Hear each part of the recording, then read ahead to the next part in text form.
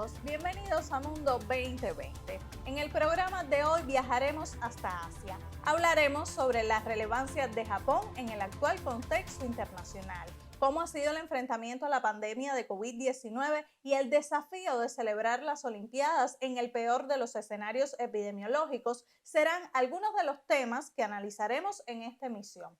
Para eso, de inmediato hacemos contacto con Franklin Hernández, especialista en temas de Asia del Centro de Investigaciones de Política Internacional, que se encuentra en la ciudad japonesa de Osaka para realizar allí un doctorado. Saludos, Franklin, y bienvenido a Mundo 2020. Sería oportuno comenzar este diálogo, Franklin, profundizando en cómo llegó Japón a convertirse en una potencia mundial, un país que quedó devastado después de la Segunda Guerra Mundial con el impacto de las bombas atómicas de Hiroshima y Nagasaki. A pesar de eso, comenzó a ascender como un actor relevante en el escenario internacional, no solo en la región asiática, sino también de todo el planeta. Es una potencia económica cuyo nivel de desarrollo le permitió en medio de la pandemia ser sede de los recientes Juegos Olímpicos, incluso sin los beneficios económicos de contar con un público en las competencias. En su opinión, Franklin, ¿qué causas propiciaron la transformación de Japón en la potencia que es hoy? Muchas gracias por tu pregunta. Ante todo, quería agradecer al equipo del programa Mundo 2020 por la invitación de hoy y también saludar a toda la teleaudiencia que nos escucha en este momento. A mi entender, existen al menos dos causas fundamentales que explican el ascenso de Japón como potencia mundial. La primera de ellas se encuentra incluso antes de la Segunda Guerra Mundial y debemos remontarnos a finales del siglo XIX, específicamente al año 1868, cuando comenzó la llamada Restauración Meiji, que no es más que el proceso de construcción de la sociedad capitalista japonesa. En este sentido, Japón, debido a ciertas condiciones histórico-concretas particulares, fue el único país fuera de Europa Occidental donde el capitalismo se desarrolló de manera orgánica. No obstante, el capitalismo japonés se diferencia en varios rasgos de su homólogo eurooccidental. El primero de estos es que existe una combinación entre el Estado y la gran empresa, donde el Estado actúa como una especie de complemento a la empresa, ya que genera las condiciones esenciales para que exista la competencia interempresarial y a su vez ayuda a estas empresas a insertarse en el mercado internacional. De hecho, los grandes monopolios japoneses, conocidos como Zaibatsu, fueron en su origen monopolios estatales que luego se vendieron a familias privadas. Entre los más significativos, por ejemplo, se encuentran, y más conocidos también a nivel mundial, Mitsubishi y Toyota. Otra de las características de este modelo capitalista japonés es la combinación entre la pequeña, o sea, la combinación simbiótica entre la pequeña y la gran empresa, donde la pequeña, que es cerca del más del 70% de la economía japonesa, ofrece la mayor cantidad de bienes y servicios disponibles, mientras que la gran empresa se encarga de regular las condiciones generales de la economía. Asimismo, el modelo capitalista japonés posee una manera particular de regular las relaciones capital-trabajo a partir de una serie de elementos culturales, como es el respeto a la edad, el respeto a la autoridad, y que eso provoca eventualmente que haya una mayor productividad del trabajo. También la segunda causa que ha provocado que Japón se convierta en una potencia económica mundial fueron las reformas que Estados Unidos aplicó tras el fin de la Segunda Guerra Mundial. Estas reformas impactaron en tres hechos fundamentales. El primero de ellos es que se reconocieron todos los derechos civiles y por lo tanto un gran sector de la población pudo insertarse como fuerza de trabajo, en este caso las mujeres. Asimismo, ocurrió una descentralización del poder y de los presupuestos del gobierno central hacia los gobiernos locales, los cuales ganaron mayor autonomía en la gestión de sus presupuestos. Y por último, y más importante, es que se realizó la reforma agraria. Japón, a pesar de ser un país capitalista, no había realizado una reforma agraria hasta ese momento y por lo tanto su productividad agrícola era muy baja. Al realizar la reforma agraria, tras el fin de la Segunda Guerra Mundial, aumentó la productividad agrícola. Con esto hubo un boom de los nacimientos, sobre todo en la década de los 50 y los 60, lo cual aumentó, por supuesto, el total de mano de obra que posteriormente se utilizó en el desarrollo industrial del país. No podemos apartarnos, Franklin, del escenario de crisis sanitaria que vive el mundo provocada por la pandemia de COVID-19. Para frenar la propagación de la enfermedad, el gobierno japonés, tanto a nivel central como local, implementó una serie de medidas. En consecuencia, las actividades económicas siguen estando sujetas a diferentes grados de restricciones en todo el país y eso tal vez pudiera desalentar el crecimiento. A eso se suman las restricciones vigentes a los viajes internacionales. Coméntanos cómo ha sido el impacto de la COVID-19 en la economía nipona. Por supuesto, el COVID en Japón, al igual que en el resto del mundo, ha tenido un gran impacto económico, con la particularidad de que en el caso de Japón, la economía japonesa se encontraba en un periodo de estancamiento desde los años 90 y de hecho desde 2015 solamente crecía en el ámbito del 1%. Según datos del Banco Mundial y del propio gobierno japonés, el impacto total general del COVID-19 se estima en un decrecimiento del 8% del Producto Interno Bruto japonés. Y esto viene dado por tres causas fundamentales. La primera de ellas es el decrecimiento del consumo privado de manera artificial debido a las medidas restrictivas que se han tomado en Japón. La segunda viene dado que muchos de estos negocios, al verse forzados a cerrar, han tenido que despedir a sus trabajadores y eso ha provocado una disminución en el empleo, en la oferta disponible de empleo. Y también han decrecido las exportaciones, no debido a un decrecimiento de la capacidad productiva japonesa, sino a que los principales socios comerciales de Japón, en este caso Estados Unidos y la Unión Europea, se han visto seriamente afectados por el COVID-19 y por supuesto ha disminuido la capacidad de compra de sus socios. Ahora, con respecto a la estrategia que ha empleado Japón para combatir el COVID-19, es necesario aclarar que debido a su constitución, el gobierno japonés no puede declarar un estado de emergencia nacional ni una cuarentena que fuerce a los ciudadanos a quedarse en sus casas. De hecho, Japón tiene una de las cuarentenas más largas del mundo, pues solamente consiste en el uso de la mascarilla, del nasobuco, que de hecho no es punible, es decir, si no se usa no es punible, es totalmente voluntario. Y también se le pide a los restaurantes y a los establecimientos de comida, a los bares, que solamente trabajen hasta las 8 de la noche y que no vendan alcohol en los establecimientos. Ahora, otras medidas que ha tomado el gobierno de Japón está, por ejemplo, el uso masivo de las tecnologías de información, sobre todo en la promoción del teletrabajo. En los momentos más ágidos de la pandemia, el teletrabajo alcanzó, por ejemplo, en el caso de Tokio, el 56% de la fuerza laboral. Es decir, más de la mitad de los trabajadores en Tokio se encontraban trabajando fuera de su espacio de trabajo particular, lo cual por supuesto presupone una gran infraestructura de Internet. Asimismo, Japón ha llevado campañas masivas de vacunación y testeo en los hotspots o los puntos más críticos del COVID-19 en el país, como pueden ser las grandes ciudades como Tokio o Osaka. Y también ha implementado un cierre fáctico de fronteras con cerca de 159 países hasta las últimas medidas y ha llevado a cabo una serie de testeos en los aeropuertos para controlar estas nuevas cepas que entran al país desde afuera. Pero en los últimos días, Franklin, las estadísticas muestran un alza de los contagios de COVID-19. Ha habido un récord de casos y aunque el gobierno japonés y el Banco de Japón anuncian e implementan medidas fiscales, monetarias y económicas destinadas a mitigar el impacto de la crisis sanitaria, está claro que eso afecta a las condiciones del país. Según el informe mensual publicado por la Oficina del Gabinete japonés el pasado 19 de julio, hay indicios de que la tendencia a la baja de la economía japonesa está comenzando a suavizarse. Argumentan que existe un aumento de las exportaciones, signos de mejorar la inversión empresarial, la producción industrial, las ganancias corporativas y también la situación del empleo. Pero aún así, las condiciones económicas continúan siendo débiles como resultado de la pandemia, incluido el gasto negativo de los consumidores.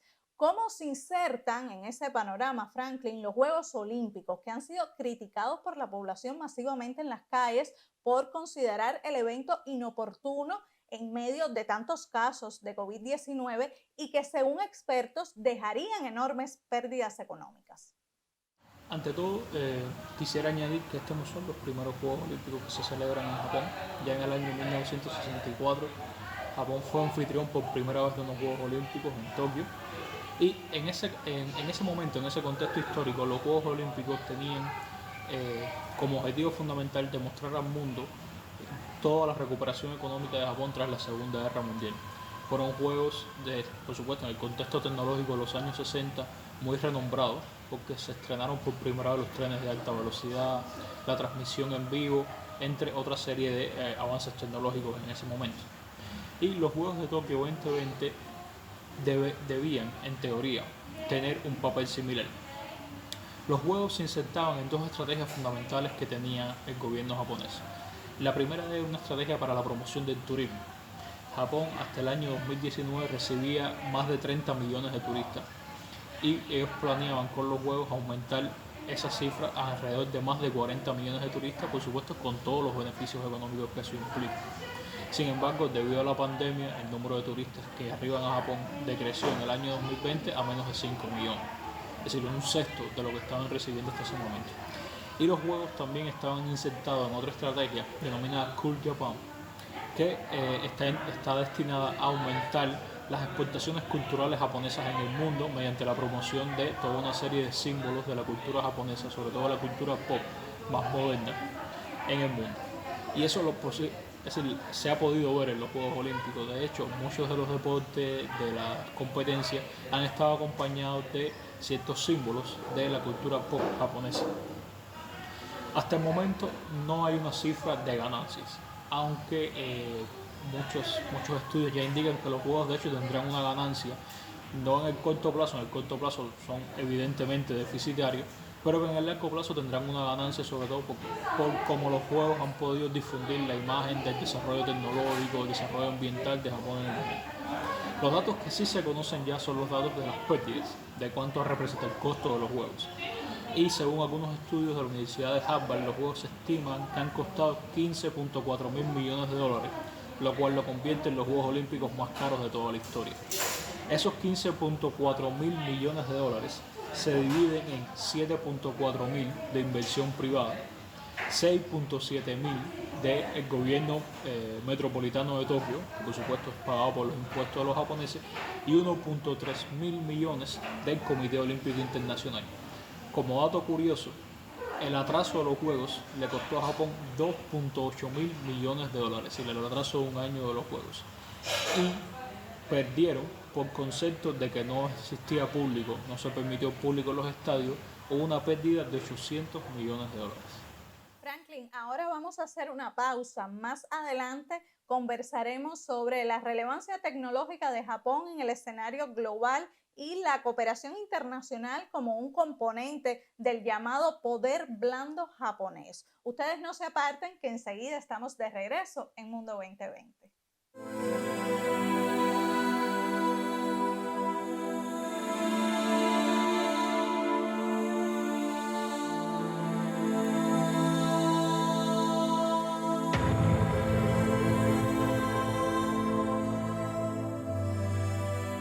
Este es el Impela, un dispositivo para mantener con vida a pacientes con cardiopatía terminal en espera de un trasplante de corazón.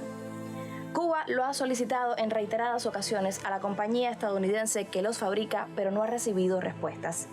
De abril de 2018 a marzo de 2019, los daños ocasionados al sector de la salud por el bloqueo de los Estados Unidos ascendieron a 104 millones de dólares. Una política hostil que se traduce no solo en pérdidas monetarias, sino de vidas. Por esta y otras razones exigimos no más bloqueo.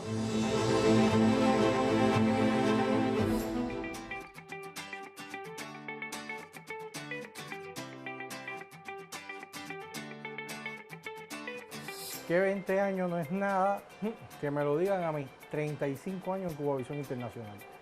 Soy fundador del canal.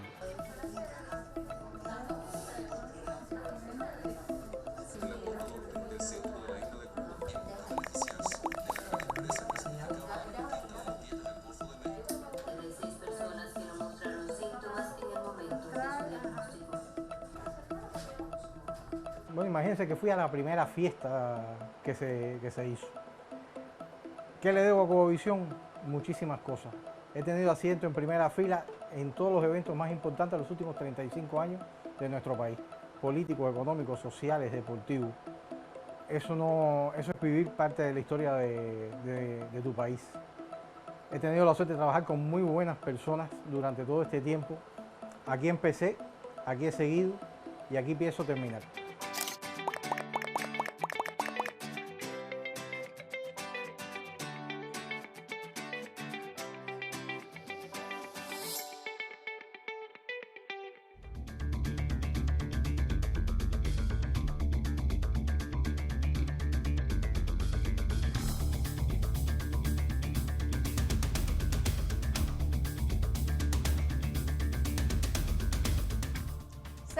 conectados en Mundo 2020. En la emisión de hoy hablamos sobre el ascenso de Japón como potencia mundial.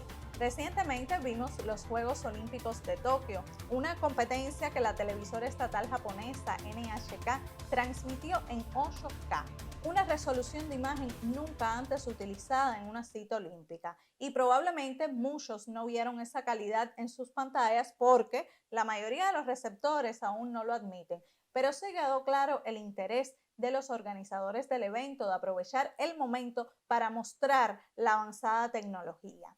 Por otro lado, medios internacionales denunciaron el interés de las autoridades japonesas por ocultar a las personas sin hogar en Tokio. Cientos de ellas fueron desplazadas de las áreas cercanas al Estadio Olímpico a las estaciones de tren y a los parques con el objetivo de mostrar al mundo una expresión de futuro y desarrollo incuestionables. Sobre esas cuestiones, continuamos el diálogo en esta segunda parte del programa con Franklin Hernández, especialista del Centro de Investigaciones de Política Internacional, que continúa conectado con nosotros desde Osaka, Japón. Franklin, los resultados recientes mostrados en los Juegos, además de la cooperación internacional en materia de enfrentamiento a la COVID-19, han devenido, según los expertos, en componentes del soft power, o sea, del poder blando japonés. ¿Por qué Japón centra tanta atención en estos momentos en esa estrategia? Pero debo decir que, digamos, el foco de Japón en herramientas de soft power o poder blando no es un fenómeno contemporáneo, sino que forma parte de la propia estructura de la política exterior japonesa en el periodo de posguerra. Y te explico esto. Resulta que Japón, en la Constitución del año 1946, específicamente en su artículo 9, que es muy conocido a nivel mundial, posee una prohibición estricta al uso de la guerra en sus relaciones internacionales y a continuación a tener fuerzas de aire, tierra o mar. Es decir, Japón tiene prohibido utilizar la fuerza en sus relaciones internacionales y a poseer un ejército.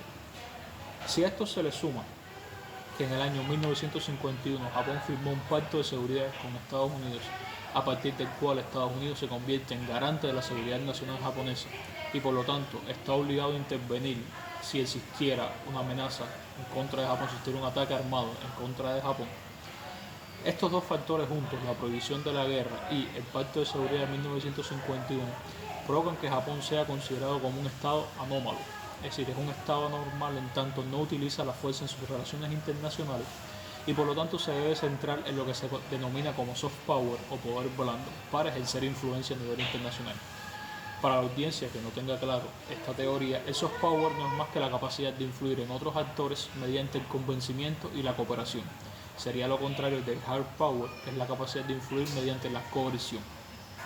Ahora, Japón en fecha tan temprana como 1954 comenzó a ofrecer asistencia oficial al desarrollo mediante su inserción en el Plan Colombo, que no fue más que una especie de plan Marshall para la reconstrucción de Asia tras la Segunda Guerra Mundial. En los años 70 se empezaron a enviar expertos japoneses a varios países de Asia, específicamente a Corea del Sur, Singapur, Taiwán y Hong Kong, para exportar algunas de las características del modelo capitalista japonés a estos países.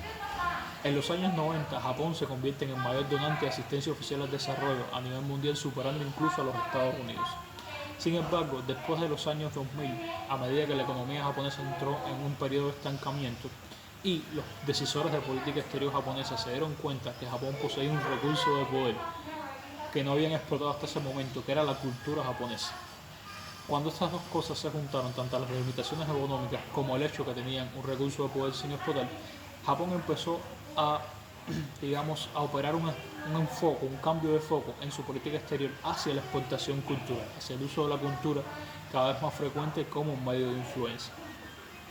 Y de hecho, cuando se ven las estadísticas, por ejemplo, del arribo de turistas a Japón, la cantidad de estudiantes extranjeros en Japón, la cantidad de personas que estudian idiomas japoneses en el extranjero, las exportaciones de la industria del entretenimiento japonés, así como el aumento de las patentes tecnológicas, se ve que todos estos indicadores tienen un crecimiento sustancial a partir de los años 2000, cuando precisamente el gobierno lleva a cabo una estrategia denominada Cool Japan, que no es más que sintéticamente utilizar la cultura como un medio de influencia en la política exterior, y que esto precisamente se ha puesto de manera manifiesta en los Juegos Olímpicos.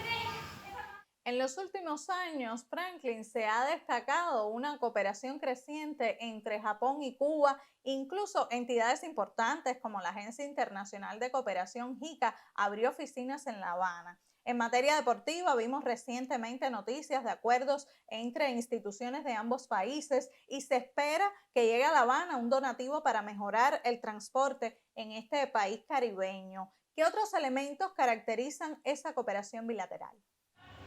Sí, por supuesto. De hecho, las relaciones entre Cuba y Japón son un tema bastante interesante, pero que realmente a veces resulta desconocido. Por lo tanto, permíteme que ofrezca algunos datos de background histórico. El primer contacto oficial entre ambos países se produjo en el año 1902, cuando el emperador Mutsuhito extendió el reconocimiento del Imperio de Japón a la naciente República Cubana mediante una carta al presidente Tomás Estrada Pama. En 1929 se firma el primer tratado entre ambos países, un tratado comercial, y esta es la fecha que se reconoce como el inicio oficial de las relaciones diplomáticas entre ambos países. Las relaciones se rompen en el año 1941 a causa de la Segunda Guerra Mundial y se restablecen en 1952 tras la firma del Tratado de Paz de San Francisco con Japón. En 1961 comienzan los proyectos de asistencia oficial al desarrollo hacia Cuba, aunque en un primer momento eran escasos. Sin embargo, en la década de los 60 y los 70, Japón se convierte en el segundo socio comercial más importante para Cuba, solamente superado por la Unión Soviética. Sin embargo, debido a la acumulación de la deuda de Cuba con respecto a Japón, en los años 80 las relaciones comerciales se enfrían y desaparecen, aunque en los 90 comienza la cooperación a gran escala. Desde ese momento hasta la actualidad, Cuba ha recibido alrededor de 140 millones de dólares por concepto de asistencia oficial al desarrollo por parte de Japón. De hecho, todas las provincias del país se han beneficiado con proyectos de este tipo, fundamentalmente en La Habana, Santiago de Cuba y Camagüey. Por el monto empleado, los proyectos más significativos son, en primer lugar, la donación de equipos médicos para el tratamiento del cáncer por un valor de 12 millones de dólares, la donación de equipamiento agrícola a 12 provincias del país para la producción de arroz por 12 millones de dólares también, y la donación de camiones recolectores de desechos sólidos en la capital del país por un valor de 10 millones de dólares. En el caso específico del COVID-19, es necesario explicar que con anterioridad, debido al dengue y a otros virus que normalmente circulan en Cuba, Japón hizo una gran donación de escáneres térmicos que se utilizan en la mayoría de los aeropuertos del país para detectar la fiebre en los pasajeros que arribaban. Y en septiembre, el 16 de septiembre de 2020, se realizó una donación de equipos médicos por valor de 4.7 millones de dólares, esta vez específicamente para el combate al COVID-19. También el 27 de noviembre del año 2020 se firmó un memorándum de entendimiento entre los ministerios de salud de ambos países para el intercambio de información, debido a que Japón se trata como un referente a nivel mundial en cuanto al enfrentamiento a la pandemia y querían estrechar ese intercambio de información entre ambas partes. Sin dudas, Japón constituye un actor relevante en el escenario internacional y aunque distante geográficamente de Cuba, ha mantenido una histórica relación con este país caribeño de más de 90 años. Agradecemos al experto sobre temas de Japón, Franklin, por compartir con nosotros estas consideraciones. Nosotros por hoy nos despedimos. Síganos en las redes sociales. La próxima semana regresamos para mirar al mundo con 2020.